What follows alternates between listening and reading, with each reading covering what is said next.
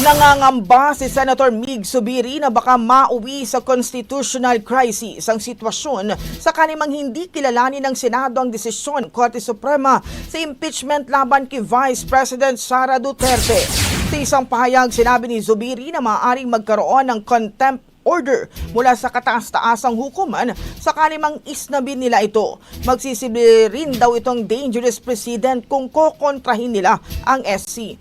Kung maalala, noon pa man ay vocal na si Zubiri sa pagtutol sa impeachment. Una nang sinabi ni Senator Bam Aquino na kung siyang tatanungin, dapat ituloy ang impeachment.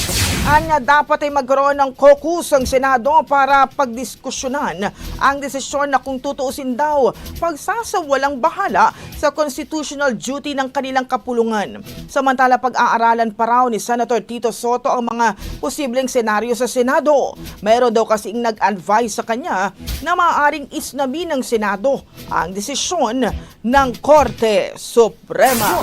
Ang bahaging ito ay hatid sa atin ng Mom's Love ES1 Capsule. Simulang tuparin ang pangarap ng iyong anak. And stunting now!